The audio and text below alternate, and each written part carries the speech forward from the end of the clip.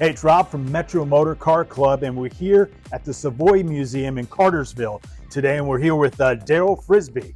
Daryl, welcome to the show. Thank you very much. We appreciate you coming on with us, and right now we're in Hall D, and this is about the Savoy collection. I don't want you to talk about that because we also get to do something that's really cool. We get to take a little VIP tour in the back garage, which is really special stuff. Excellent. So let's talk about this. What do we have in here? So right here in Gallery D, we have a complete array of cars that belong to the Savoy Automobile Museum.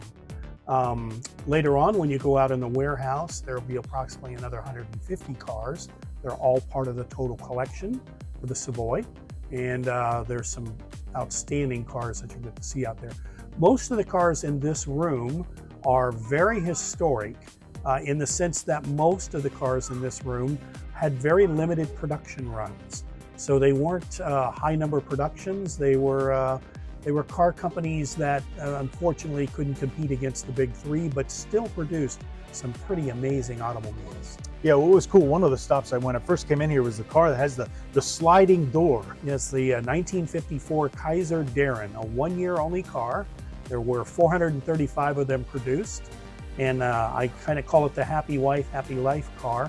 Mr. Kaiser really didn't want to build the car, but his wife saw the design on the draftsman's board coming through the office one day, and she went into her husband's office and says, "Honey, you need to make that car." And he said, "Happy wife, happy life. I'll build 435 of them." And he did.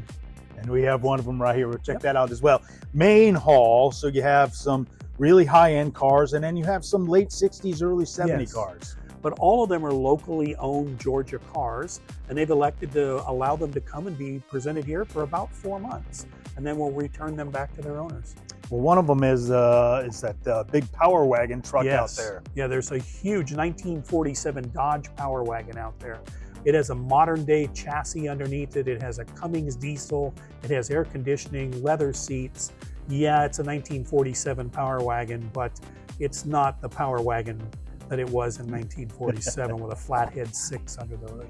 And then you have some Camaros, some Mopars, Trans Am, all right there with the late 60s, early 70s. There is a super rare Barracuda out there. There are only 19 left in the world, and it's a 446 pack, an incredibly rare Mopar. You'll get a chance to see that. And right across from there, you have all the Finn cars. There's a 57 Chevy in there. Anything with that, very iconic Finn coming off the back. In fact, there's a 59 Eldorado in there and a 1960 Cadillac convertible sitting next to it. What you need to notice is that the 59 is the tallest tail fin ever produced in the history of tail fins. It is up here. Then 1960, they dropped down. 61, they dropped down. 62, they dropped down. 3, 4. By 1965, the tail fins are gone. Cadillac just produces a quarter panel to the taillight bezel. But there's great, great tail fins in Gallery A. And then we go through the process of those cars they have a special place in our heart. Let's just put it that way. The Vega, the Pinto, the Pacers. Talk about those cars. Yeah, those were they were going to help America get past the gas crunch that happened in 1974, 75, when fuel was hard to come by across the states. It was America's first chance to compete against the internationals.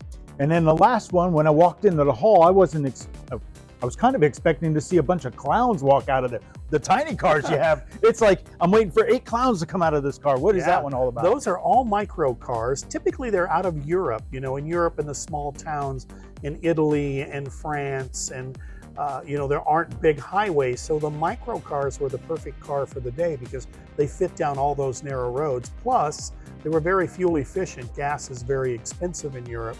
So they like their micro cars because they'd only have to fill them up once a month.